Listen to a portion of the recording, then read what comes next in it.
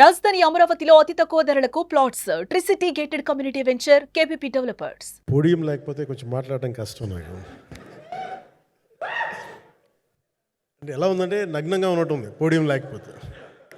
కొంచెం అందరూ మీరు దయచేసి వస్తే let me have an interaction. అంటే నా జీవితంలో మొట్టమొదటిసారిగా అంటే ఎప్పుడు చేశాను ఇంత, నాకు పొలిటికల్ ఇంటరాక్షన్ చేశాను కానీ మీడియా మిత్రులతోటి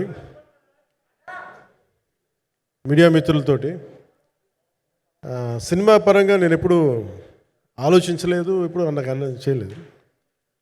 ఫస్ట్ టైం మొదటిసారి నేను ఎప్పుడు కొంచెం మొహాట పడతాను మాట్లాడటానికి సినిమాకి సంబంధించినంత వరకు. ఇక్కడ సినిమాని ఎలా ప్రమోట్ చేసుకోవాలో నాకు తెలియదు. పని చేయడం తెలుసు తప్ప దీన్ని అంటే మనం ఇంత చేసామని చెప్పడం ఎప్పుడు నాకు కొంచెం ఎబ్బెట్టుగాను ఇబ్బందిగా ఉంటుంది. ఇంకా నేను చాలా యాక్సిడెంటల్ యాక్టర్ అండ్ ఇంకా గత్యంతరం లేక టెక్నీషియన్ అయిన వాడిని.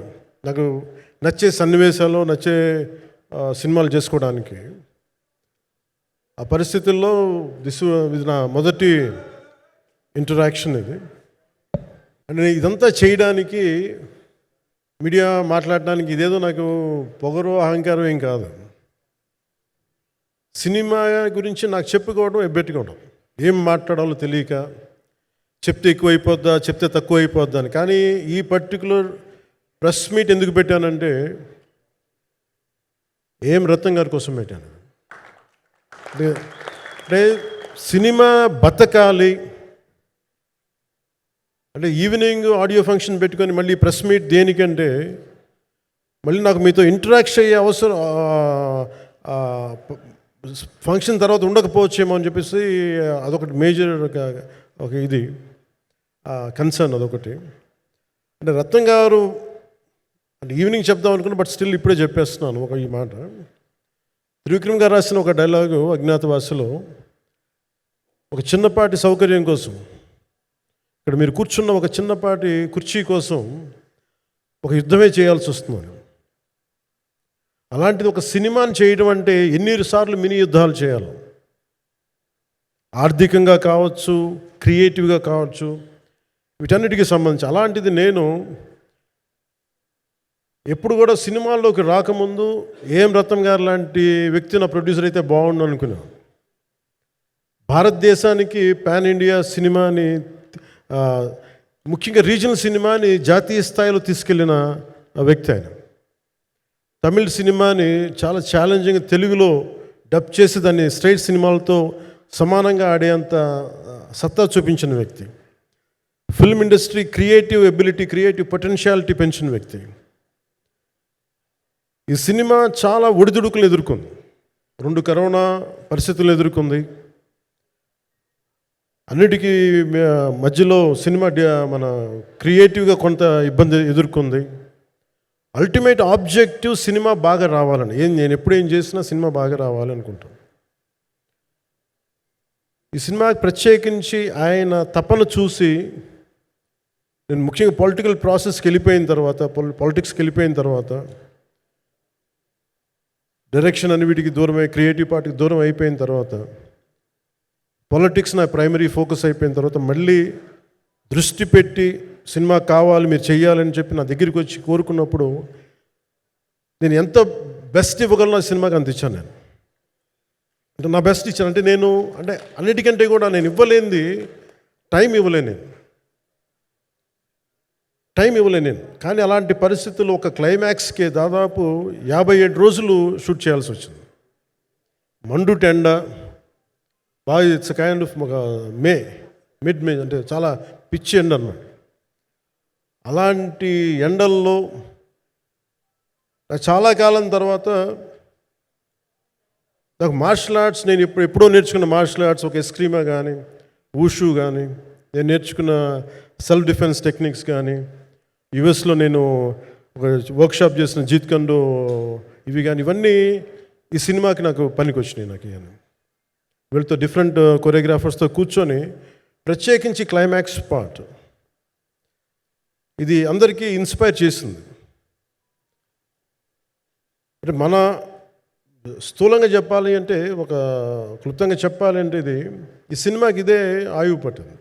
ఈ ఫస్ట్ పార్ట్కి ఎక్కడో కొల్లూరు నుంచి మన కృష్ణానది తీరం కొల్లూరు, విజయవాడ సమీపంలో ఉన్న కొల్లూరు ప్రాంతం నుంచి దొరికిన ఒక కోహినూరు వజ్రం నుంచి అది ఎటు మన గోల్కొండ రాజుల దాకా వచ్చింది, మన హైదరాబాద్ సుల్తాన్ల దాకా ఎలా వచ్చింది, దీని ట్రావెల్ ఇటు వెళ్ళింది. ఇవన్నీ జరిగినప్పుడు దీని నేపథ్యంలో జరిగే కథ ఇది. ముఖ్యంగా ఈ ఫౌండేషనల్ వర్క్ చేసిన వ్యక్తి క్రిష్ జాగర్లమూడి గారు చాలా హై కాన్సెప్ట్తో పట్టుకొచ్చారు దీన్ని. ఆయనను రత్నం గారు నా దగ్గరికి వచ్చినప్పుడు చాలా బాగా నచ్చి వెంటనే చేశాను. చేసిన తర్వాత ఒక్కొక్కటి కరోనా నిజంగా ఇంపాక్ట్ వచ్చింది. అంటే ఎలా ఉండదంటే, ఎంత హార్డ్గా ఉండదంటే ఇండస్ట్రీ, అది ఎవరిని తప్పు పట్టలేము. ఒకప్పుడు ఆయన వెంట చుట్టిన నిర్మాతలు, ఆయన వెంట తిరిగిన డిస్ట్రిబ్యూటర్స్, హీరోస్ అందరికీ, అలాంటి వాళ్ళకి ఒక నిర్మాతగా ఆయన తపన పడుతుంటే నాకు అంటే ఆయన కోసం ఖుషి తీస్తున్నప్పుడు కానీ ఆయనతోటి ఎంత సౌకర్యం ఇచ్చారంటే, అసలు మాకు 1 month ముందు ప్రీ ప్రొడక్షన్ అయిపోయి నాకు అంత సౌకర్యాన్ని ఇచ్చారు. నేను కంపోజ్ చేసిన యాక్షన్ సీక్వెన్సెస్ కానీ ఫైట్స్ కానీ ఖుషీకి నాకు ఆల్రెడీ ఒక 1 month 1.5 month థియేటర్ నాకు ఇచ్చేసి, మన సురేష్ ఎఫెక్ట్స్ థియేటర్ మొత్తం ఇచ్చి నాకు అంత లగ్జరీ ఇచ్చిన వ్యక్తి ఆయన నలిగిపోతుంటే నాకు నిజంగా చాలా బాధేస్తుంది. ఒకసారి it is not about money, it's not about success, it's about standing by hmm you trust, who stood for the people, who stood for the industry. నాకు ఎందుకు ఇది మీతో పంచుకోవాలనిపించింది. సినిమా ఎంత విజయం ఇది నాకు నిజంగా తెలియదు, ఎందుకంటే నేను ఇట్లా అనుకోవచ్చు, ఇంకోలా కానీ ఒక్కటి మటుకు చాలా సిన్సియర్గా చెప్పగలను. Krish came out with very good concept, చాలా హై కాన్సెప్ట్ పట్టుకొచ్చారు. కొంత వ్యక్తిగత కారణాలు, కొన్ని ప్రొఫెషనల్ కారణాలు ఆయన ప్రాజెక్టుకి బయటికి వెళ్ళినా కానీ దీన్ని ఫౌండేషనల్ వర్క్ చేసిన క్రిష్ గారికి మనస్ఫూర్తిగా నా హృదయపూర్వక ధన్యవాదాలు తెలియజేస్తాను మా అందరి తరఫున. అలాగే తర్వాత స్టెప్ ఇన్ అయింది మన జ్యోతికృష్ణ గారు. నేను ఖుషి సినిమా చేస్తున్నప్పుడు అప్పుడే లండన్ ఈ ఫిల్మ్ మేకింగ్ కోర్స్ చేసి మన డైరెక్షన్లో ఇన్స్టిట్యూట్ అంతేనా డైరెక్షన్ ఫిల్మ్ మేకింగ్ కోర్స్ చేసి అప్పుడే గ్రాడ్యుయేట్ అయ్యి వచ్చి అప్పటి నుంచి ఉన్నప్పుడు బట్ యాక్చువల్ తనతో మాట్లాడుతుంటే మోస్ట్ సెన్సిబుల్ డైరెక్టర్ అనిపించారు. ఈ ఒక టైంలో ఏమనిపించిందంటే, బయట ఉన్న మాటలు కానీ అసలు సినిమా వస్తుందా లేదా బయటికి అని ఉండేది. కానీ మాకు ఎప్పటికప్పుడు నీరసం పడిపోయినప్పుడల్లా నాకు నీరసం వచ్చేసేది. సినిమా అవ్వదా అనుకున్నప్పుడల్లా దీనికి ప్రాణవాయువునిచ్చిన వ్యక్తి కీరవాణి గారు. ప్రతిసారి నేను వర్క్ చేసి నేను ఎందుకంటే సినిమా చివరిదాకా నేను నమ్మను ఎప్పుడు. నేను ఒక సినిమాని నేనేం నమ్ముతాను, చిన్నప్పటి నుంచి వెరీ ఫార్మేటివ్ ఇయర్స్లో నుంచి కూడా ఒక మంచి సినిమా గురించి నువ్వు మాట్లాడక్కర్లా, రిలీజ్ అయితే బాగలేకపోతే ఎలాగ మాట్లాడక్కర్లా. అందుకే నేను ఎప్పుడు సినిమా క్వాలిటీ మీద దృష్టి పెడతాను తప్ప ఇంక మిగతా వాటి మీద మాట్లాడను. అందుకే నాకు ఎప్పుడు ఈ మాట్లాడటం అనే దాని మీద ఎప్పుడు దృష్టి పెట్టలేం. కానీ ఫస్ట్ టైం ఈ సినిమాకి చాలా అవసరం అనిపించింది. ఎందుకంటే ఒక నిర్మాతలు కనుమరుగవుతున్న ఈ సమయంలో ఒక బలమైన సినిమా తీసి ఒడిదుడుకుల్ని తట్టుకోగలిగి ఒక నిర్మాత కనుమరుగవ్వకూడదు. ఆయన పక్కన ఏది ఉండాలని అండగా ఉండాలని చెప్పేసి నేను అన్నీ వదిలి, ఇంత బిజీ షెడ్యూల్స్ అన్నీ వదిలేసి, ఒకవైపు నన్ను నా ప్రత్యర్థులు తిడుతున్నా కానీ, సినిమాలకు వెళ్ళిపోయిన తిడుతున్నా కానీ, ఇదేంటంటే నాకు అన్నం పెట్టింది ఇది నాకు నా సినిమా పరిశ్రమ. అంటే ఇక్కడున్న మిత్రులందరూ కూడా చాలామందికి నేను ఇండివిజువల్ ఇంటర్వ్యూస్ ఇచ్చాను. నేను చాలాసార్లు నాగేంద్ర కానీ మీరు కానీ చాలామందికి, వీళ్ళందరికీ చాలామందికి నేను వ్యక్తిగతంగా తెలుసు. కాకపోతే నాకు సినిమా అంటే నేను సినిమా గురించి ఎక్కువ చెప్పలేక ఎక్కువ మాట్లాడలేను. కానీ బట్ నాకు నిజంగా సినిమా మీద అపారమైన గౌరవం, సినిమా మీద అపారమైన ఆసక్తి, నాకు ప్రాణవాయువు అది. Story telling is a necessity for all each and every individual. So cinema అది మనకు కల్పిస్తుంది, సినిమా మనకి అలాంటి. కానీ ఈ సినిమా ప్రత్యేకించి చాలా ఛాలెంజింగ్ సర్కమ్స్టాన్సెస్లో, చాలా ఒడిదుడుకుల్లో, యాడ్వర్స్ కండిషన్స్లో కూడా మనస్ఫూర్తిగా దీన్ని ముందుకు తీసుకెళ్ళి, ఆర్థిక ఇబ్బందులు ఎన్ని వచ్చినా కానీ, అంటే నాకు పొలిటికల్గా పేరుండొచ్చు, దేశవ్యాప్తంగా నేను తెలిసి ఉండొచ్చేమో, కానీ సినిమా పరంగా చుట్టూ నేను చాలా హీరోస్తో కంపేర్ చేస్తే వెరీ వాళ్ళందరికంటే చాలా తక్కువ నేను. సో దానికి ఉండే ఇబ్బందులు దానికి ఉంటాయి. మిగతా వాళ్ళకి బిజినెస్ అయినందుకు నాకు బిజినెస్ అవ్వదు, వాళ్ళకి వచ్చినందుకు నాకు రాకపోవచ్చు. ఎందుకంటే నా దృష్టి, నా కాంపిటేటివ్నెస్ ఎప్పుడు నేను సినిమాల మీద పెట్టలేదు. నేను ఇప్పుడు సొసైటీ పొలిటికల్ ప్రాసెస్ పెట్టాను, కానీ ఎప్పుడు సినిమా మీద నేను ఎంత ఉండాలనేది నేను ఎప్పుడు పెట్టలేదు. నేను ఎప్పుడు చాలాసార్లు మన నాగేంద్ర కానీ మిగతా మన సూపర్ హిట్ మన కీర్తిశేషులు బిఆర్ రాజు గారు చనిపోయారు ఇంటర్వ్యూస్లో కూడా ఉంటుంది. ఈ చిత్ర పరిశ్రమ చాలామంది హీరోస్ ఉంటారు, వాళ్ళలో నేను వన్ ఆఫ్ ది హీరో అంతే. నాది ఒక సంవత్సరంలో ఒక ఫ్రైడే ఒక థర్స్డే రిలీజ్ అవుతుంది అంతే, అంతకుమించి తప్ప ఇది అందరి పరిశ్రమ అందరూ రావాలి అలాంటిది నేను కోరుకునేవాడిని నేను. సో దాంట్లో భాగంగా రత్నం గారు లాంటి నిర్మాత బతికుండాలి, రత్నం గారి నిర్మాతకి ఇబ్బందులు కలగకూడదని చెప్పి లాస్ట్ మినిట్లో ఇంక చూసిన తర్వాత I stepped in to it. నేను భుజాల మీదకి తీసుకున్నాను ఇది. క్లైమాక్స్ని ఎలా భుజాల మీదకి అంటే, ఎందుకంటే ముఖ్యంగా ఇక్కడ ఇది ఇంకొక బలమైన స్టార్ కాస్టింగ్ చాలా బాగా చేశారు నేను. ముఖ్యంగా బాబీ డియోల్ గారిని అంటే ఈరోజు చూస్తుంటే నాకు అదే అనిపించింది. ఈరోజు మన ప్రెస్ మీట్ కూడా నేను వచ్చాను. అందరూ ఎంత బిజీగా ఉన్నారని కొన్ని రాత్రుల నుంచి నిద్రలేదు. మన మనోజ్ పరమహంస గారికి కానీ, రత్నం గారికి కానీ, జ్యోతి గారికి కానీ, పాపం ఈ సినిమా ప్రమోషన్ సింగిల్ హ్యాండెడ్గా పాపం నిధి అగర్వాల్ భుజాల మీద వేసుకొని నాకే బాధ అనిపించింది. పాపం ఒక అమ్మాయి తన కెరీర్ తను చూసుకోవాల్సిన అమ్మాయి కూర్చోబెట్టి నాకే సిగ్గు అనిపించింది. I have to truly appreciate you. అంటే చాలా పాపం అన్నీ వెళ్తూ ఉంటే నాకు ఇదేంటి సినిమాని అనాథలా వదిలేశారంటే అనిపించింది. సో నాకేమనిపించింది, ఈ సినిమాకి ఎవరు అనాథలా వదలలేదు, నేను ఉన్నానని చెప్పడానికి వచ్చాను ఈ రోజున. ఎందుకంటే నేను కోట్లాది మంది ప్రజలకి అండగా ఉండేవాడిని, దేశంలో ఉండే సమస్యలకి స్పందించేవాడిని. అలాంటిది తెలుగు సినిమాకి, నా సినిమాలకి మీకు తెలుసు గతంలో ఎన్నిసార్లు ఇబ్బందులు పెట్టారు. అదే మన ప్రభుత్వం అక్కడికి రాగానే వెంటనే సాధారణంగా గుండెలు హృదయ కవాటాలు తెరిచి మరి ఆహ్వానించాం. ఏమీ కృతజ్ఞత కూడా ఆశించలేదు. అంత చిత్ర పరిశ్రమను అంత గుండెల్లోకి తీసుకుంటాం. అలాగే దీనికి సంబంధించి అలాంటిది నా సినిమాని నేను ఎందుకు వదిలేస్తాను? ఎందుకంటే ఇది ఇంకో సినిమా కాదు. ఒక మేకప్ మ్యాన్గా ప్రారంభమయ్యి ఇంకో ప్రొడ్యూసరో, డబ్బులున్న ప్రొడ్యూసరో, పెద్ద జీవితాల నుంచి వచ్చిన ప్రొడ్యూసరే కాదు, చాలా చిన్న స్థాయి నుంచి, చాలా చిన్న స్థాయి, ఒక మేకప్ మ్యాన్ స్థాయి నుంచి బాయ్గా స్టార్ట్, అంటే చిన్నప్పటి అసిస్టెంట్గా స్టార్ట్ అయ్యి చాలామంది మన సీనియర్ దర్శకులందరి దగ్గర పనిచేసి అంచెలంచెలుగా ఎదిగి నిర్మాత అయ్యి, దర్శకుడయ్యి, స్క్రీన్ ప్లే రైటర్ అయ్యి, మీరు ఏమన్నానంటే ఆయన మౌనంగా ఉంటారు.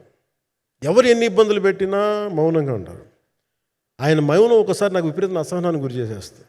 మీరు ఏదైనా మాట్లాడాలంటే ఎవరు ఇబ్బందులు పెట్టి ఏం ఎదురు తిరగరు ఏంటంటే అంటే ఇలా అంటారు, ఏం చేయాలి. ఇంకా ఇలాంటి వ్యక్తికి ఆయన మౌనం నన్ను ఇలా రోడ్ల మీదకి వచ్చి ఇలా మీ దగ్గరికి ముందుకు నుంచోబెట్టింది. అంటే ఆయన ఏంటంటే చెప్తారు, ఆయన మౌనం అంటే రమణ మహర్షి నుంచి బాగా నేర్చుకున్నట్టున్నారు. మౌనం అన్నిటికీ సమాధానం. సో నాకు మనస్ఫూర్తిగా ఈ స్టార్ కాస్టింగ్ ఒకటి అంటే నా చిత్ర పరిశ్రమ మీద ఎందుకు ఇంత గౌరవం అంటే, మనందరం కులాల మీద, మతాల మీద, ప్రాంతాల మీద, భాషల మీద కొట్టుకుంటూ ఉంటాం. But any film industry take in this world, especially Indian film industry, దీనికి there is no caste discrimination, there is no region discrimination, there is no religion discrimination, nothing. It's purely your creative potentiality, purely your creative ability. నువ్వు చిరంజీవి గారి తమ్ముడు కావచ్చు, చిరంజీవి గారి కొడుకు కావచ్చు, లేదంటే ఇంకొకళ్ళు అబ్బాయి కావచ్చు, మేనల్లుడు కావచ్చు, ఇట్ డజంట్ మ్యాటర్. నీకు టాలెంట్ లేకపోతే నువ్వు నిలబడలేవు, నీకు సత్తా లేకపోతే నువ్వు ఇక్కడ ఉండలేవు. అది నా కొడుకైనా సరే. ఇట్ ఆల్ డిపెండ్స్ నీకు ఎంత టెనాసిటీ ఉంది, ఎంత పర్సీవరెన్స్ ఉంది, ఎంత నిలబెట్టుకోగలవు, ఎంత నిలదొక్కుకోగలవు, ప్రతికూలతలు ఎంత బలంగా నిలబడగలవు. నిర్మాత సినిమా తీయడం అంటే ఒక యజ్ఞం చేయడం లాంటిది. తిట్లు తినాలి, ఇబ్బందులు పడాలి, అన్నీ పడిన తర్వాత ఫైనల్గా డబ్బులు మిగిలితే కూడా లేదు తెలియదు. ఇలాంటి పరిస్థితుల్లో నాకేమనిపించిందంటే, ఈయన పడ్డ కష్టం చెప్పాలనిపించింది ఈ రోజున. ఈ ప్రెస్ మీట్ తాలూకు ముఖ్య అంశం, ఒక చిన్న స్థాయి నుంచి వచ్చిన వ్యక్తి నిర్మాతగా ఎదిగి, ఆయనకున్న పాపం ఆయన మంచితనం ఆయన్ని శాపంగా అవ్వకూడదని చెప్పి ఒక ఉద్దేశంతో ఆయన మంచితనం చెప్పాలి, ఆయన ఒక మంచి సినిమా చేశారని చెప్పడానికి నేను ఈ రోజున మీ ముందుకు వచ్చాను.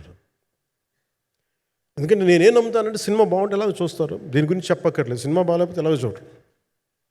మీరు ఎంత పబ్లిసిటీలు చేయండి ఇవన్నీ అనుకోండి, అందుకే నేను పెద్ద ఎక్కువ మాట్లాడడానికి ప్రయత్నం చేయను. కానీ ఈ పర్టికులర్ రోజు మటుకు, ప్రత్యేక ఈ రోజు మటుకు ఆయన పడ్డ కష్టం ఈ సినిమాకి, అలాగే ఒక్కొక్క కాస్టింగ్ ఆయన చేసింది, దీనికి నేను కృషి గారిని కూడా చాలా మనస్ఫూర్తిగా అభినందిస్తున్నాను.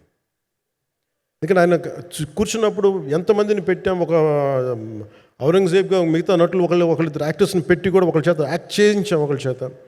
కానీ Bobby Deol so apt for Aurangzeb, ఎంత కన్విక్షన్తో చేశాను. అప్పటికి ఆయనకి ఇంకా ఆయన చేసిన హిందీ సినిమాలు కూడా రాలేదు ఇంకా ఆయనకి. ఎంత కన్విక్షన్తో చేశారంటే నాకు నిజంగా ఆయనతో యాక్ట్ చేయడం చాలా ఆనందాన్ని ఇచ్చింది. సో అలాంటి బాబీ డియోల్ గారిని మొత్తం pan India, Manoj Paramahamsa was roped in last. ఇంకా సినిమా ఎట్లా మనం అయిపోవాలి, నేను పాలిటిక్స్కి వెళ్ళిపోయిన తర్వాత, డిప్యూటీ సీఎం బాధ్యతలు తీసుకున్న తర్వాత అందరికీ అయిపోయింది, ఇంకా సినిమాలు చేయలేడు ఇతను, ఎలా చేస్తాడంటే నాకు తెలుసు కష్టం అని. నేను ఎలా చేశాను ఈ సినిమా అంటే, పొద్దున్న 2 గంటలు చేసామండి, బ్రేక్ఫాస్ట్ టైము, లేదంటే నా ఎక్సర్సైజ్ టైంని కొంచెం మిడ్ నైట్గో లేదంటే ఎర్లీ మార్నింగ్ 4 గంటలు పెట్టుకొని, ఆ 2 గంటలు ఏమి దొరుకుతుందో ఆ 2 గంటలు ఇస్తే జ్యోతి, మనోజ్ గారు, మన రత్నం గారు, వీళ్ళు కూర్చొని ప్లాన్ చేసి, అది కూడా నా ఆఫీస్కి, నా పార్టీ ఆఫీస్కి కూతవేటు దూరంలో ఉన్న ఒక మా స్నేహితులు ఒక వాళ్ళ గోడౌన్ ఉంటే అక్కడ కూర్చొని షూట్ చేసాం. ఎంత మండుటెండ అంటే అసలు దాంట్లో కూర్చొని మ్యాట్ వర్క్ చేసి మీరు ఫైనల్ రిజల్ట్స్ చూస్తే ఇది ఇక్కడ చేశారంటే అంత ఆశ్చర్యం అనిపిస్తుంది. And hats off to Manoj Paramahamsa garu. And ఈ సీన్స్ అన్నిటికీ ప్రీ విజువలైజేషన్, ప్రతి సీన్ చేయబోయే ముందు అసలు నాకు ఏమనిపించిందంటే, సినిమా చేయగలమా లేదనని పరిస్థితుల్లో జ్యోతికృష్ణ గారు ముందుకు వచ్చి నాతో మాటలు చెప్పలేదని, ఇది ఇలా చేస్తాం అలా చేస్తాం ఏం చెప్పలా, ఏమి చేయబోతున్నాడో ఎవ్రీథింగ్ వాజ్ ప్రీ విజువలైజ్డ్. ఈ సీన్ ఇలా ఉండబోతుంది, ఈ చేయబోయే సీన్ ఇలా ఉన్నది. నాకు దాని మీద ఆత్మవిశ్వాసం కలిగింది. నాకు లేదు, ఒక సత్తా ఉన్న దర్శకుడు, తెలుగు చిత్ర పరిశ్రమకి సైజ్ తీయగలిగేవాడు, మంచి సాలిడ్ ఎడిటింగ్ సెన్స్ ఉన్నవాడు, మ్యూజికల్ సెన్స్ ఉన్నవాడు. అలాంటి వ్యక్తికి మనోజ్ పరమహంస గారు తోడారు. వీళ్ళిద్దరు కాంబినేషన్లో రత్నం గారి అనుభవంతో ఈ రోజున ఒక మంచి ప్రోడక్ట్ అయితే తీసుకొచ్చాం. ఇది ఎలా ఉంటుంది, ఎలా ఉండబోతుంది, ఎంత హిట్ అవుతుంది అనేది ఇది సంపూర్ణంగా ప్రజల చేతిలోనే ఉంటుంది. అది ఏ స్థాయిలో ఇది ఉంటుంది అనేది అది ప్రజలు చెప్పాల్సింది తప్ప అది నేను చెప్పుకునేది కాదు. బట్ నా వరకు నేను ప్రత్యేకించి నేను వ్యక్తిగతంగా చేసింది ఈ సినిమాకి, అపార్ట్ ఫ్రమ్ యాక్టింగ్ కాంట్రిబ్యూషన్, నేను ఏ సినిమా చేసినా ప్రతి సన్నివేశంలోనూ ప్రతి సాంగ్ అండ్ డాన్స్లో కూడా కొన్నిసార్లు నేను చేయలేక, నేను ఒక రిలక్టెంట్ యాక్టర్లో ఎలాగో టెక్నీషియన్గా కూడా నాకేంటంటే, సుస్వాగతం సినిమాలో నన్ను తీసుకెళ్ళి వైజాగ్లో బస్సు మీద ఎక్కించి డ్యాన్స్ చేయమన్నారు. చచ్చిపోయాను డ్యాన్స్ చేయలేక. ఇంకా మిగతా వాళ్ళకి ఎంత తేలికైన డ్యాన్స్ నాకు చేయాలంటే నేను గింజుకుపోయి, నేను అనుకున్నాను ఈరోజు ఇంక సినిమాలు మానేస్తాను చెప్పి మౌదినికి ఫోన్ చేసి కూడా చెప్పాను, చాలా పర్యాలు చెప్పాను. అలాంటి అందుకని నాకేంటంటే సాంగ్ అండ్ డ్యాన్స్ కూడా నేను ఎలా చేయగలను దానికి అనుకోగా నేను ఎత్తుక్కుంటాను. అలాగే యాక్షన్ సీక్వెన్స్ కూడా రియల్ లైఫ్లో కొడితే ఎలా ఉంటుంది, మార్షల్ ఆర్ట్స్లో సాధన ఉన్నవాడిని, ఈ లాట్ ఆఫ్ వర్క్షాప్స్, ఈ మార్షల్ ఆర్ట్ వర్క్షాప్స్ చేసిన వాడిని కాబట్టి హౌ రియలిస్టిక్ వీ కెన్, ఎంత సహజంగా మనం వెళ్ళగలం, వీటి మీద ఒక అవగాహన ఉన్నవాడిని కాబట్టి చాలాసార్లు కూర్చుంటాను. ఇది 2 పార్ట్స్గా ఎలా అయింది అంటే, ఒరిజినల్ థాట్ కృషి గారి దగ్గర నుంచి వచ్చినప్పుడు ఇట్ వాస్ క్వైట్ లాంగ్, ఒక నిర్ణయం, ఈ సినిమా ఒక పాటలు అవుద్దని అనేవాడు మొదటి నుంచి. బట్ లేటర్ వాళ్ళు డిసైడ్ చేసుకొని ఒక టైంలో ఇది అవ్వదు, we want make it as 2 parts అనుకున్నప్పుడు ఎక్కడికి వచ్చి ఆగిందంటే ఈ క్లైమాక్స్ దగ్గరికి వచ్చి ఆగింది ఫస్ట్ పార్ట్. సో చెప్తున్నప్పుడు నాకేమనిపించిందంటే, how else we can take it, how else we can scale it up. So దానికి నేను కూర్చొని నాకున్న ఈ మార్షల్ ఆర్ట్స్ కానీ బేసిక్ యాక్షన్ కొరియోగ్రఫీ నా ప్యాషన్ కాబట్టి ఈ పర్టికులర్ డ్రామా, ఈ పర్టికులర్ దాంట్లో ఏంటంటే మొఘల్ టైమ్స్లో ప్రతి ఒక సగటు భారతీయుడు అనుభవించిన బాధ అది.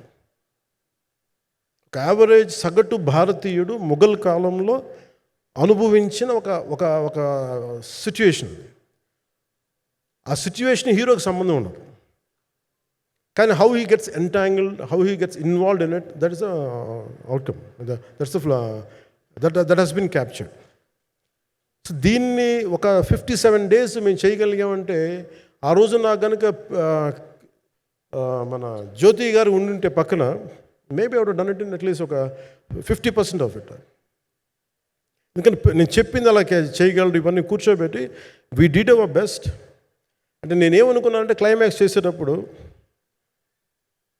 ఇంక నేను తర్వాత సినిమాలు చేస్తానో కూడా లేదో నాకు తెలియదు, కానీ నాకు ఇష్టమైన నిర్మాత, తెలుగు చిత్ర పరిశ్రమకి నిజంగా ఒక అండగా ఉన్న నిర్మాత, I want give my best to him.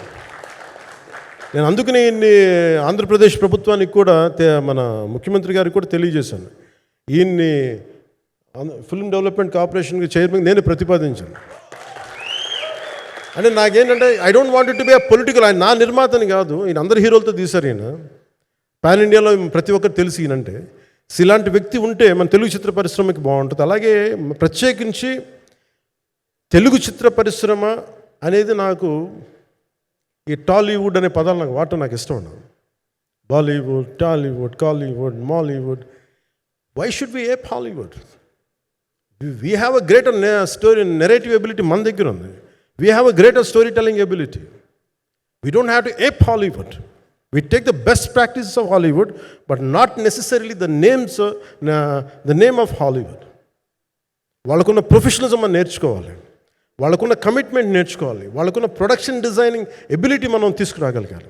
So ఇవన్నీ నేను నా పరిధిలో ఈ రోజున ఆంధ్రప్రదేశ్ ప్రభుత్వం ప్రత్యేకించి ఈ శాఖ నా పరిధిలో ఉంది కాబట్టి దానికి ఆయన పేరు ప్రతిపాదించాను. ఉద్దేశం ఏంటంటే తెలుగు చిత్ర పరిశ్రమ తెలంగాణలో ఉన్న, కర్ణాటకలో ఉన్న, చెన్నైలో ఉన్న ఏదైనా సరే తెలుగు చిత్ర పరిశ్రమ, భారతీయ చిత్ర పరిశ్రమకి చాలా మంచి జరగాలి, ఇలాంటి వ్యక్తి ద్వారా ఏదైనా చేద్దామని ఒక ఉద్దేశంతో ఆయన పేరు ప్రతిపాదించాను.